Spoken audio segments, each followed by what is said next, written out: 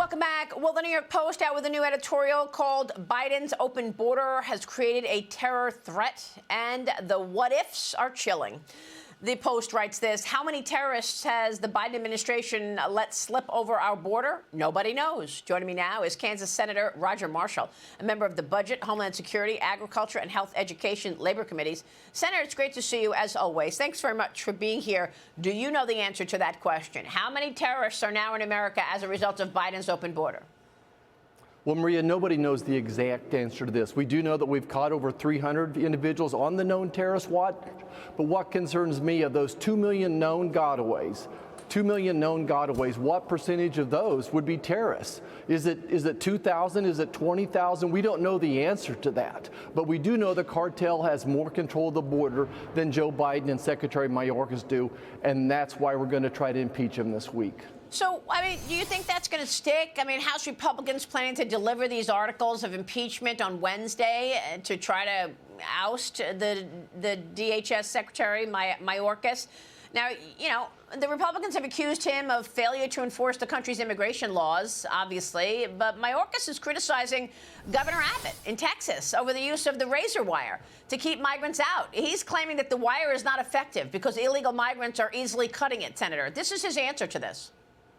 Well, certainly the world knows, the country knows that Joe Biden and Secretary Mayorkas own this problem. I think the challenge before the Republican senators this week is to make sure that we prove once again how Joe Biden owns this. We hope that the good people of Montana, of Ohio, of Pennsylvania, Michigan, Wisconsin, Nevada, we hope that they're watching and they realize it would take just 2 senators to force an impeachment trial. Right now, Chuck Schumer is going to try to table this. For the first time in Senate history, we're not going to have a trial after articles of impeachment have delivered, but we need to make sure that everyone votes 200 days from now and make sure that they fire Joe Biden along with Secretary Mayorkas. So is it clear to say then this is just an exercise to check a box? You're going to send the articles of impeachment. You know he's not going to get impeached.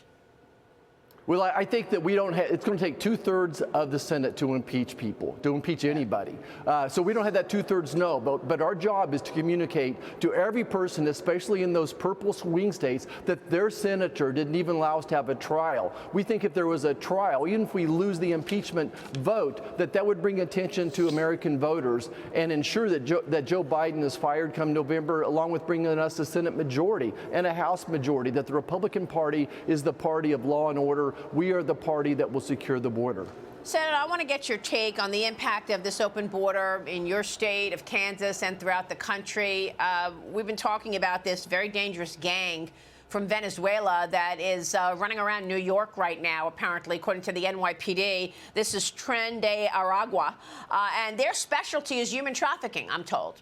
So you brought this story to us a couple of weeks ago, the fact that you said there were more massage parlors than Starbucks in your state of Kansas because they're all a front for human trafficking. What do you know, based on what you've been able to learn on the Homeland Security Committee, in terms of human trafficking in America today and where it originates? Well, the human trafficking, of course, starts with the Chinese triad over in China, and there's a very organized effort to bring people over. 140,000 Chinese nationals, as you pointed out over and over again, have crossed our borders illegally. And in addition to that, of course, they're turning anyone coming from South America or Central America, where they're turning them into basically human trafficking victims as well. We did a crime table recently back home as well, and what the law enforcement said is the problem is so bad, we cannot arrest ourselves out of it. That crime is exploding across the country, whether it's drug trafficking or human trafficking, and they cannot arrest themselves out of it. Again, the cartel has more control of the border than Joe Biden does. 250,000 Americans have now been poisoned, murdered by fentanyl. 250,000, that's 3 times more than the number of people we lost in the Vietnam War. That's how tragic this is. This problem is exploding. The human trafficking is just now coming to people's eyes, and just everyone should keep their eyes around their communities and see these massage parlors appearing out of nowhere. That's incredible. It's just incredible. And so why is it that you will return to work today, this week, rather, Congress returning from the Easter recess for basically what is a 7-week legislative window before Memorial Day? This is your last push before the November elections.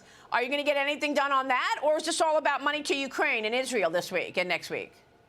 Well, you certainly pointed out, Maria, that Joe Biden's priorities and unfortunately even Senate leadership is funding for Ukraine, that they're more concerned about the Ukraine border than they are our own border. But all I can tell you is there's a group of Republicans here that are going to be fighting like mad to get that border secured, that will be our priority, that we're not going to fund Ukraine, we're not going to vote for funding for Ukraine until we prioritize our own border. I think that's the task before us. There's some other chores we need to get done, but now that we've got the budget passed, so to speak, we need to focus on securing our border. That's been my goal the last 2 years. Okay, so you're going to focus on that, and when this Ukraine bill comes to the floor, then what?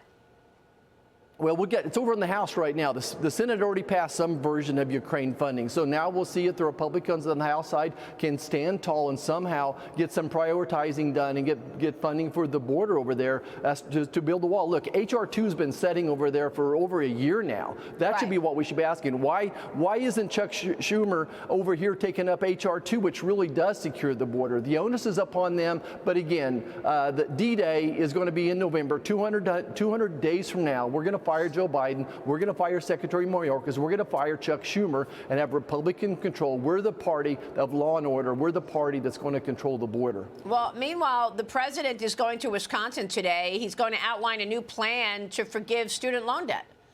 Even though the Supreme Court ruled it unconstitutional, this is the second attempt at loan forgiveness since the Supreme Court rejected the initial plan last year, Senator. Yeah, well, this is, like you said, the next rendition of Joe Biden ignoring the laws of the land, ignoring the Supreme Court. But I'm telling you, this is who infuriates. It's those union workers you were talking about earlier in the show.